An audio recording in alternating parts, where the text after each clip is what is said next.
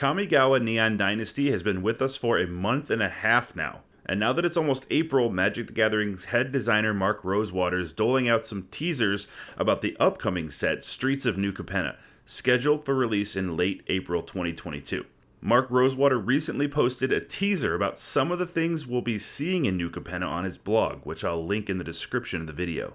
Today I'm breaking down some of the most exciting hints I saw and what they could mean for the standard metagame going forward into Streets of New Capenna. Number 1. A mechanic which first premiered in a standard legal set in the 2000s sees a return to standard.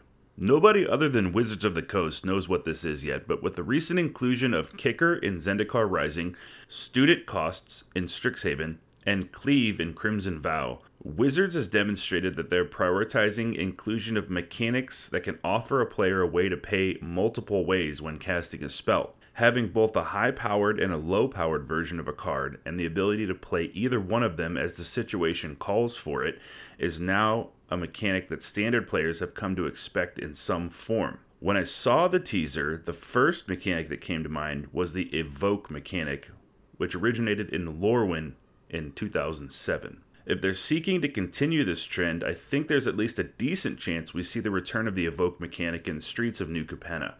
That being said, there were a ton of mechanics in the 2000s that could see a return. At this point, we can only guess. Number 2. Multiple white cards capable of drawing a card each turn.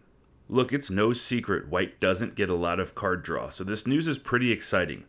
The latest mono-white card draw spells we've seen are Sigarda's Splendor, and to a lesser extent, Wedding Announcement, because it only draws cards situationally. Sigarda's Splendor doesn't see much competitive play, but Wedding Announcement has seen a fair amount, particularly in Orzhov Control. These two cards are mostly used in control decks, as is typical of many card draw spells. This means they can't really be used effectively to draw cards in a white-based aggro deck, which is really popular right now. The thing to really watch for is a white card draw spell that's suited to aggro, and if a card like this makes an appearance, it should skyrocket mono-white or white-based aggro into the best aggro deck in the format. Number 3. A spell that costs 13 black.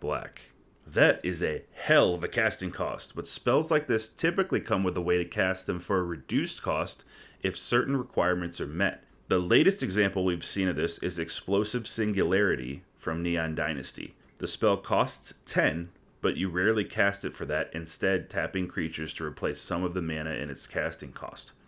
I see a similar thing happening here. I would assume since the card is in black, we could see a sacrifice X creatures or pay X life mechanic to pay for some of this cost of the incredibly expensive spell.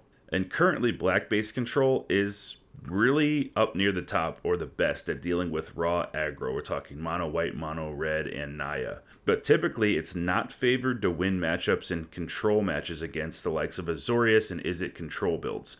Most of black's control and power comes from powerful spells in the middle of the mana curve like Lolth, Spider Queen, Invoke Despair, and Professor Onyx. If black gets an expensive spell that can compete with the power levels of the likes of Hullbreaker Horror, black-based control could rise to be the undisputed king of control in the New Capenna meta. Lastly, Mark Rosewater mentioned a few different specific card texts. Here are two I found most notable. And again, if you want to read them all, look in the description, I'll link to that post. The first one, where X is the number of permanents you've sacrificed this turn.